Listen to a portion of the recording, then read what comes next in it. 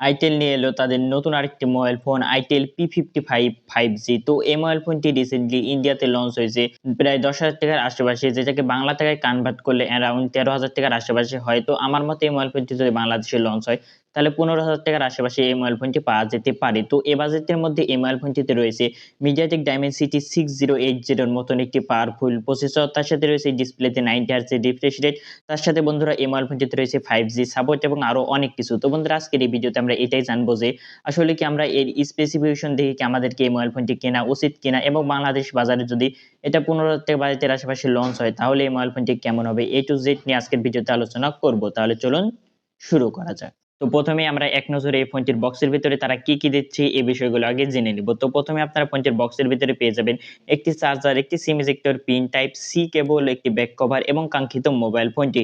এই মোবাইল ফোনটির থিকনেস হলো 8.4 mm এবং আপনারা এই মোবাইল ফোনটির উপরে দিয়ে কোনো প্রকারের সেকেন্ডারি নয়েজ ক্যান্সেলেশন মাইক পাবেন না। তাছাড়া ফোনটির রাইট সাইডের দিকে পেয়ে যাবেন একটি পাওয়ার বাটন, যেখানে রয়েছে ফিঙ্গারপ্রিন্ট সেন্সর, যে ফিঙ্গারপ্রিন্ট সেন্সরটা বেশ ফাস্ট এবং অ্যাকুরেট কাজ করে। তার উপরে পেয়ে যাবেন একটি ভলিউম রকার এবং ফোনটির নিচের দিকে পাবেন 3.5 mm jack, microphone, type C port এবং একটি স্পিকার গ্রিল। এবং ফোনটির লেফট সাইডের দিকে পাবেন একটি সিম কার্ড ট্রে, যেখানে আপনারা এট এ টাইম দুটো সিম কার্ড এবং আপনারা একটি মেমোরি কার্ড ব্যবহার করতে পারবেন। এবং এই মোবাইল ফোনটি দুটো কালারে লঞ্চ করা হয়েছে, যে দুটো কালার আপনারা আমাদের মোবাইল স্ক্রিনে দেখতে পাচ্ছেন। তো আমার কাছে পার্সোনালি এর নীল কালারটি বেশি ভালো লেগেছে। তো আপনাদের কাছে এই দুটো কালার থেকে কোনটি সবচেয়ে ভালো লেগেছে অবশ্যই কমেন্ট করে জানাবেন।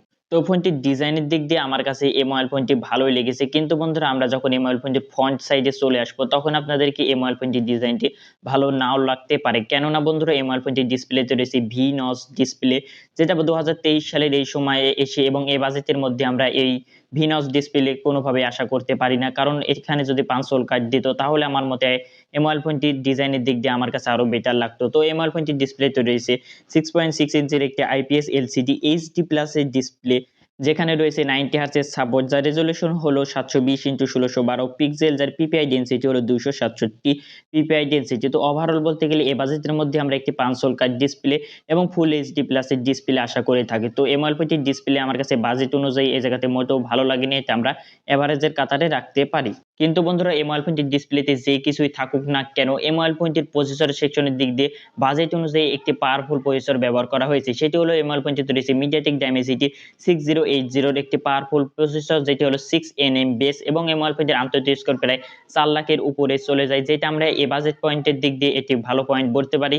কারণ 15,000 টাকা বাজেটের আশেপাশেও যদি মোবাইল ফোনটি বাংলাদেশে পাওয়া যায় তাও এটা আমরা প্রসেসরের দিক দিয়ে বা এই জায়গাতে পারফরমেন্সের দিক দিয়ে একটি ভালো প্যাকেজ বলতে পারি। তো বন্ধুরা এই মোবাইল ফোনটি দুটো ভ্যারিয়েন্টে লঞ্চ করা হয়েছে, একটি হলো 464 আর একটি হলো 6128, আর স্টোরেজ টাইপ হলো UFS 2.0। তো এখানে আমরা বর্তমান সময়ে এই বাজেট রেঞ্জের মধ্যে যদি স্টোরেজ টাইপ যদি UFS 2.2 দিত তাহলে আমার মতে এটি একটি ভালো হতো। এই মোবাইল ফোনটিতে রয়েছে Itel OS 13, যেটা হলো বেসড অন Android 13। এবং বন্ধুরা এই মোবাইল ফোনটির ব্যাটারিতে রয়েছে 5000 mAh এর ব্যাটারি, তার সাথে 18 ওয়াটের ফাস্ট চার্জিং এর সাপোর্ট। এই মোবাইল ফোনটি যদি ক্যামেরা সেকশনে চলে আসি তাহলে এই মোবাইল ফোনটির মেইন ক্যামেরাতে রয়েছে 50 মেগাপিক্সেলের মেইন ক্যামেরা, তার সাথে রয়েছে একটি AI লেন্স এবং ফোনটির সেলফিতে রয়েছে 8 মেগাপিক্সেলের একটি সেলফি ক্যামেরা।